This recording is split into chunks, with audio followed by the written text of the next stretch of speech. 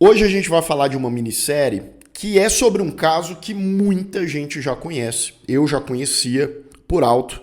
Mas quando a gente passa por essas 5 horas mais ou menos de conteúdo dividido em 5 capítulos, é um negócio difícil, é um negócio pesado, não sei se vocês sentiram isso, mas triste e acaba e você fica com um sentimento não só por esse caso, mas por tantos casos parecidos e com finais também semelhantes. Hoje a gente vai falar sobre Pacto Brutal, o assassinato de Daniela Pérez e afinal de contas, que diabo de série é essa?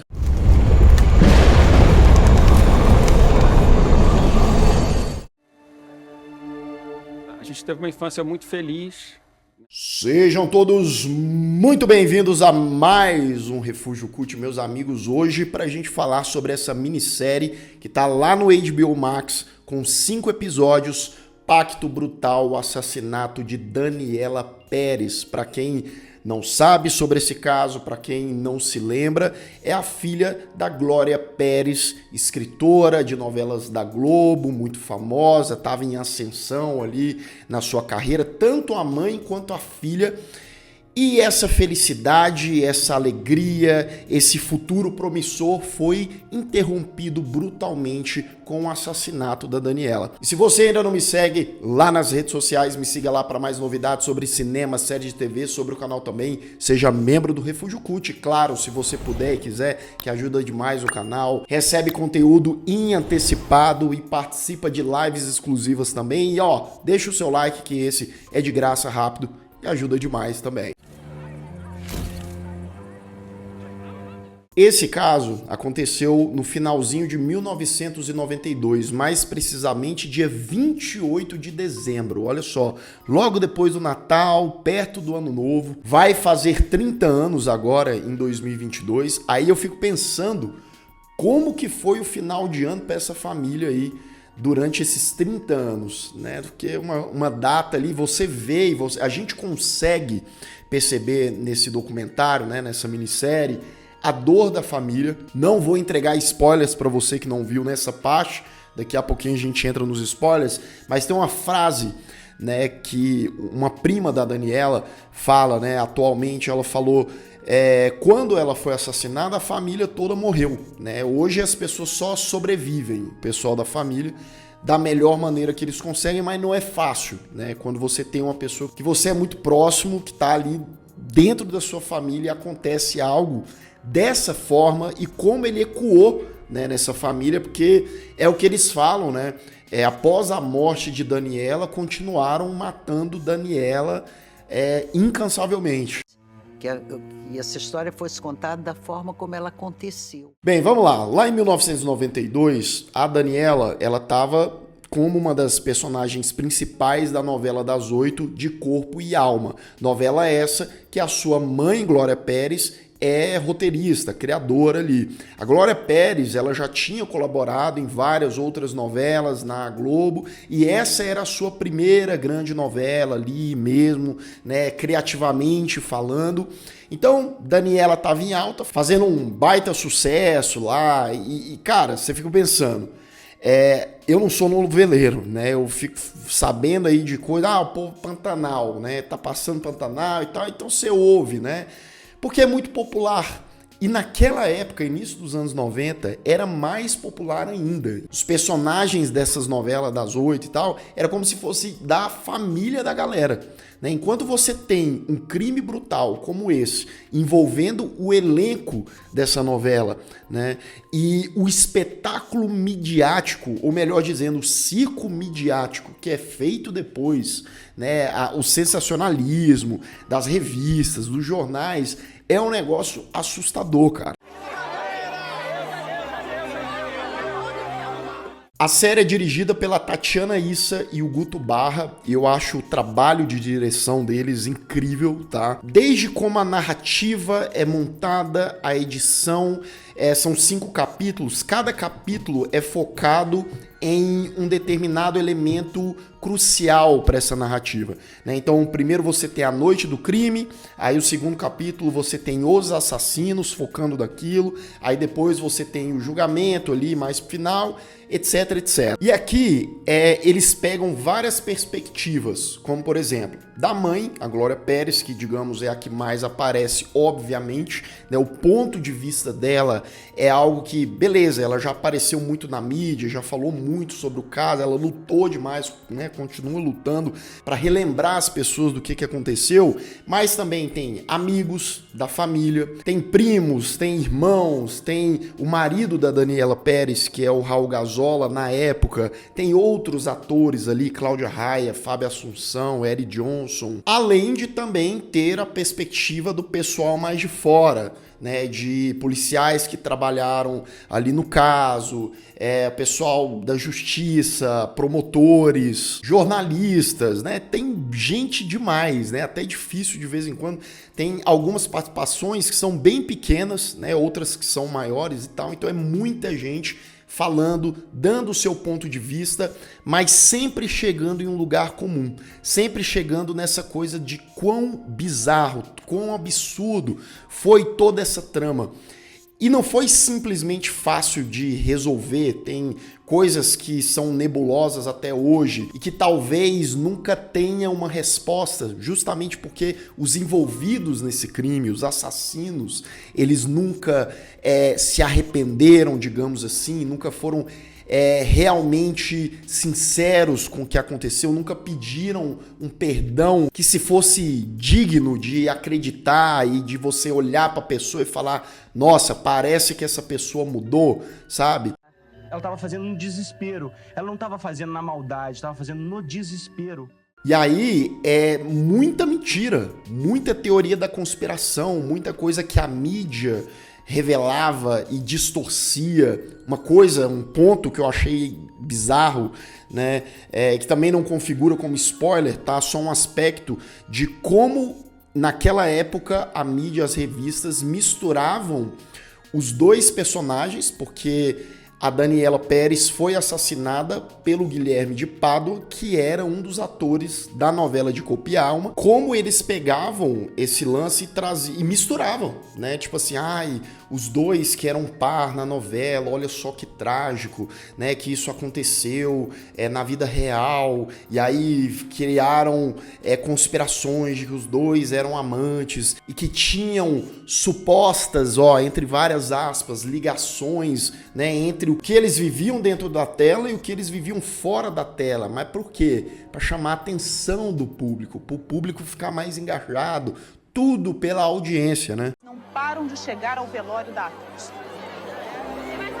É muito evidente também como existe uma tensão narrativa nesse documentário, nessa minissérie, né? É uma coisa pautada, como eu disse, pela edição, pelos cortes, pela inserção das entrevistas, de tudo muito ágil, também com a trilha sonora, né, que é aquela coisa sempre pulsante, sempre densa, quando eles vão trazendo um amontoado de informações, né, algumas bem relevantes, outras muito mais simples, mas que servem de curiosidade para contextualizar tudo, contextualizar os acontecimentos, né, os personagens daquela história, o que pode ter acontecido ou não. Começou como modelo, sempre atuando em shows e peças eróticas. Outro ponto muito positivo é o trabalho de arquivo, né? Todo o filtro que eles fizeram, todo o material coletado, né? E aí você pode ter certeza que foram meses ou anos de trabalho. Fotos, vídeos lá do início da década de 90, no decorrer dos anos 90, fotos do crime, né, que particularmente são partes que me pegaram muito e eles deixam escancarado. E aí você pode falar, nossa, né, por que os diretores, os realizadores da série fizeram isso, colocavam essas fotos reais o tempo todo para impactar? A própria Glória Pérez pediu, eu estava lendo sobre o assunto. Eles ficaram na dúvida inicialmente se eles mostravam ou não, né, para preservar e tal a imagem. E a Glória falou: não, vocês vão mostrar sim, é para mostrar. Por quê? Para expor a realidade, né? Porque as pessoas às vezes amenizam demais, né? Ah, não, o fulano depois de muito tempo e tal. Não, aqui ó, o que eles fizeram. E aí, como que foi o pagamento pelo que eles fizeram, né? Então é importante mostrar tudo sim. Porque tinha um corpo ali que não tinha mais vida. E o papel da família, aqui nesse caso, é muito importante, né? Da Glória Pérez, do irmão dela, dos irmãos da Daniela, porque muita coisa eles iam atrás. A Glória, ela vestiu a camiseta e falou assim, cara, eu vou atrás de povo, testemunha, porque muitas vezes, né, a polícia se embananava, tem várias coisas aí que depois a gente dá uma debatida, mas ela ia lá, trazia para fazer a coisa acontecer. Uma notícia é bater o telefone e falar com alguém que te diga alguma coisa. E eu citei o assassino aqui, eu tenho que citar a outra parte, né, do crime também, a outra assassina, que é a Paula Tomás, né? Isso não é um spoiler, porque a premissa é o caso, eles já revelam isso ali no início e tal, e eu acho bom lembrar, né, porque são pessoas que é bom expor, né, os responsáveis. E aí agora, só algumas observações, eu gostei muito da série, gostei muito do formato e toda a produção, etc. Mas eu senti que, assim como grande parte dessas séries de true crime e tal, existe quando temos... E olha que são só 5 episódios, né? Tem séries assim que são 6, 8, 10 episódios, mas ainda assim tem o quê?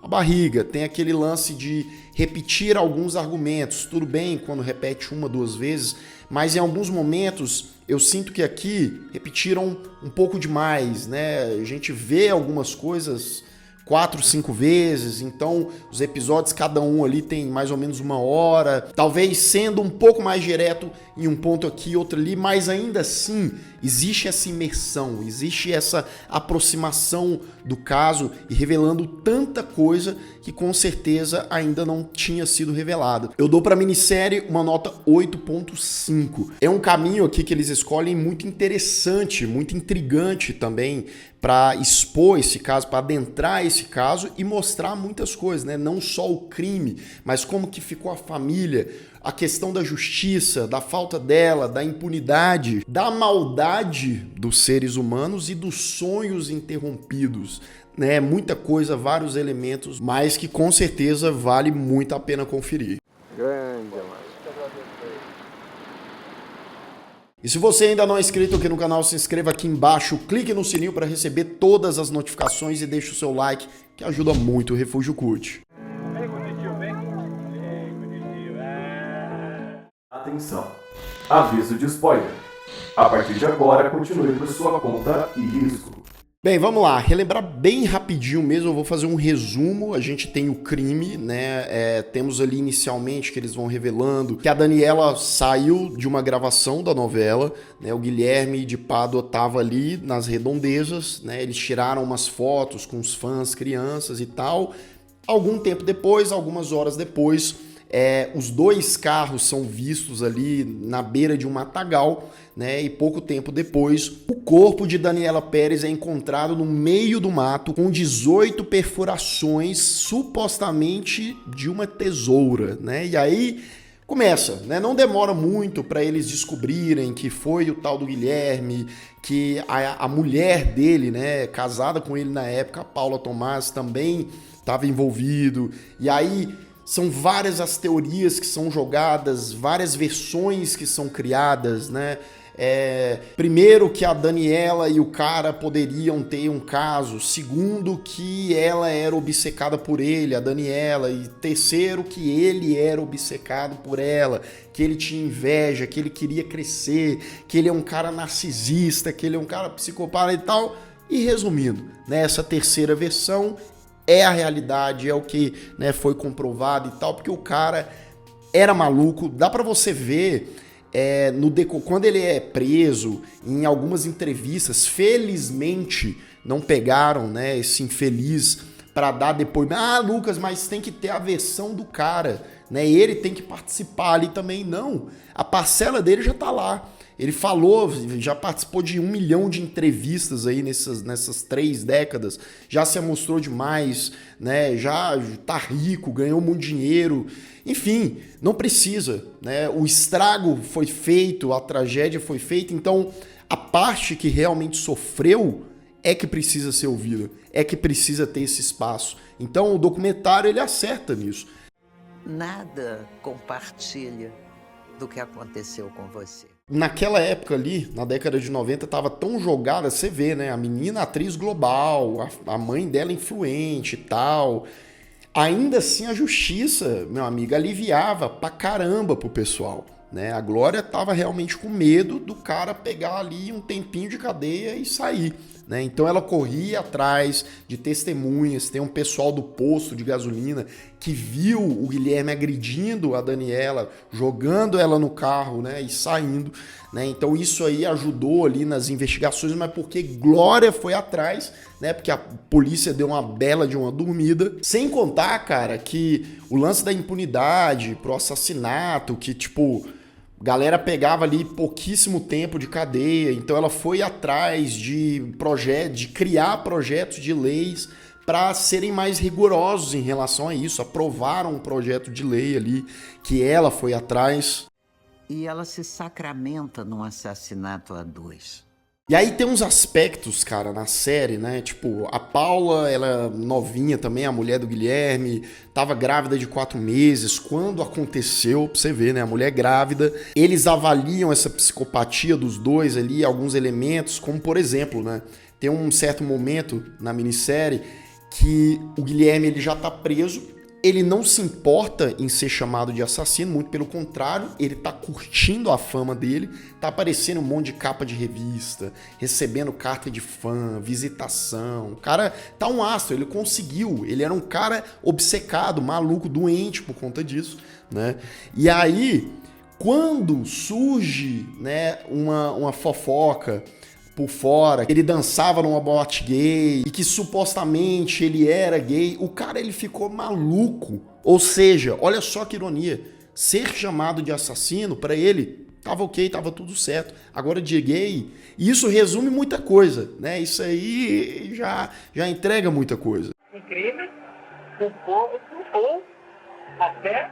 Tem um lado místico nessa história também, que eles exploram, que, claro, né, eles só passam por cima, eles não adentram muito nessa questão, mas que fica a sensação que como o crime foi realizado também foi parte de um ritual, e talvez aí também por conta do título, né, Pacto Brutal, o nome da minissérie. Eles avaliam a posição do cadáver, a forma, né, como ela foi esfaqueada, a quantidade, estava na lua cheia, debaixo de uma árvore específica e tal, então características que indicavam uma espécie de ritual. Perto do coração. 12 golpes no coração.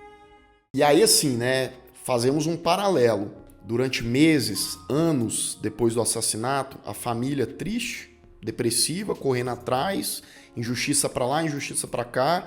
A série mostra como Guilherme de Pádua e Paula Tomás tinham uma vida relax na cadeia, meu amigo. Era quase também ali, né, um spa, não chique demais, mas tinha uma vidinha.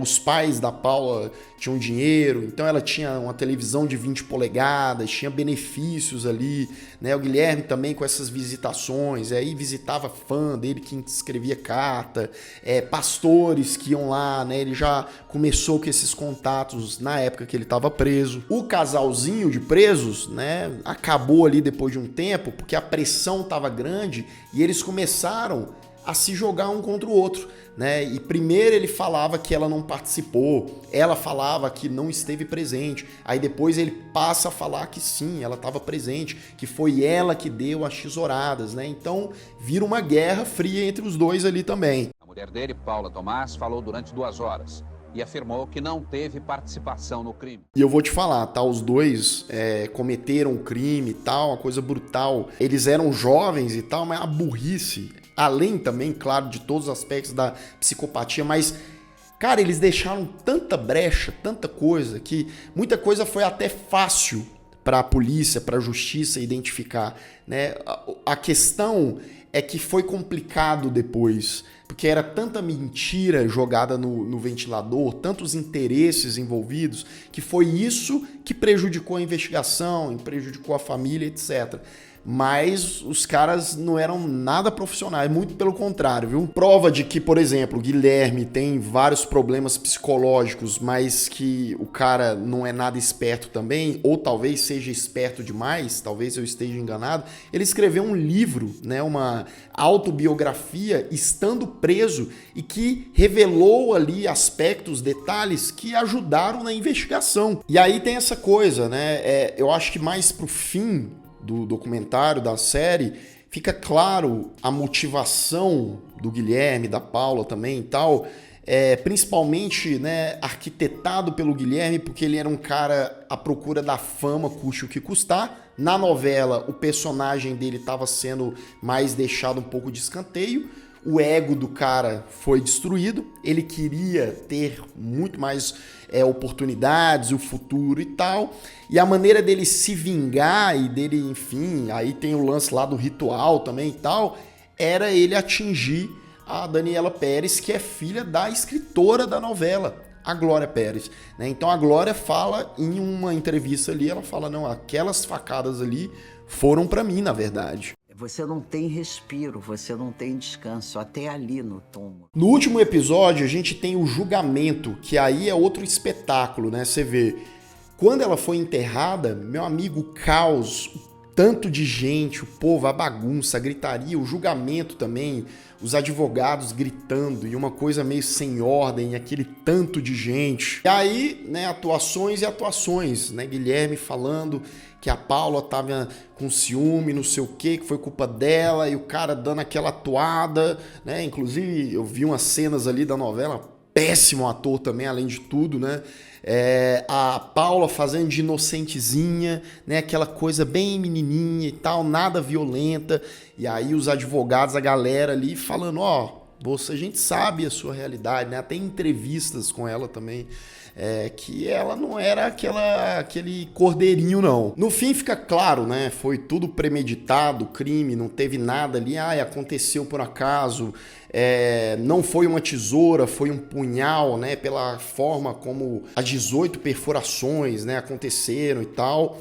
E aí no fim, né, você me pergunta, Lucas, e aí como que foi o julgamento, né? Guilherme de Pádua pegou 19 anos de cadeia, Paula pegou 18 anos e 6 meses, e aí tá, né, os dois pegaram quase 20 anos, e aí é pouco ainda, né? Ele cumpriu 1/3 da pena, 1/3, ele cumpriu 6 anos e alguns meses. Olha isso, cara. O cara foi liberado em 1999 por um assassinato de uma maneira brutal, covarde, etc. E, tipo, 6 anos de cadeia. A Paula também ficou menos de 7 anos, né? Os dois ficaram ali um tempo parecido pelo bom comportamento. Paula estudou direito, né? Fez ali cirurgia na cara, pintou o cabelo, mudou de nome, né? Tá uma vida tranquila, classe média alta aí, rica. E Guilherme de Pádua hoje é pastor, né? Rico também, popular, conhecido, rede social aí cheia de seguidores, né? Já apareceu aí em entrevistas e tal. E é aquela coisa, né? Os dois estão vivendo uma vida normal, há muito tempo. Você vê, o cara foi liberado em 99 e é isso.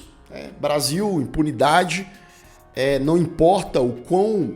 E aí, novamente, só relembrando, tá? Atriz famosa, global, e mesmo assim a galera, né, não ficou praticamente nada presos, porque eles se arrependeriam, né? Pediriam de verdade perdão e mudariam como pessoas, seriam novas pessoas, sendo que a punição foi algo, né, se a gente for avaliar de verdade, patético, né? E eles finalizam a série documental, né, com várias imagens da Daniela, a alegria dela, o talento dela, atuando, dançando, que ela era muito animada, como ela era querida, como ela era amada, e essa boa energia dela, né, fazia até com que a galera ficasse extremamente invejoso, obcecado, né? Como foi o caso dos dois malucos aí. E eu acho que a série ela encerra de uma maneira muito legal, porque mostra a Glória Pérez com o Raul Gazola, que é o marido dela na época, né? Vendo as fotos e conversando ali, né, bem intimamente sobre coisas do passado, das ocasiões da foto. Olha que lindo. E aí a Glória Pérez fala uma coisa, né, nesse final bem impactante, né? Quando você mata uma pessoa, e aí no caso da Daniela Pérez, né, uma pessoa muito jovem, de 22 anos, você mata o futuro dela. Tudo que ela poderia ser, né, tudo que ela não foi, tudo que estava no horizonte, que simplesmente virou um borrão, um apagão, né? E não só ela, mas toda a sua família, todos os seus amigos, as pessoas próximas, né? E aí não só o caso de Daniela, mas tantos milhares e milhões, né, que passam por isso, que é algo realmente lamentável e que as pessoas acabam morrendo junto das suas pessoas amadas que são assassinadas. E é isso, né? Esse foi Pacto Brutal, assassinato de Daniela Pérez. O que você achou dessa minissérie? Você já assistiu? Deixa aqui nos comentários o que foi o mais impactante para você. Se você já conhecia esse caso, se você conhece casos parecidos, ou séries, ou filmes documentais que tratam de crimes brutais como esse, deixa aqui nos comentários. E eu vou ficando por aqui. Caso você tenha perdido os últimos vídeos do canal, ó, estão aparecendo bem aqui do meu lado, é só clicar e assistir, caso o YouTube não tenha te mandado. Um grande abraço e até mais.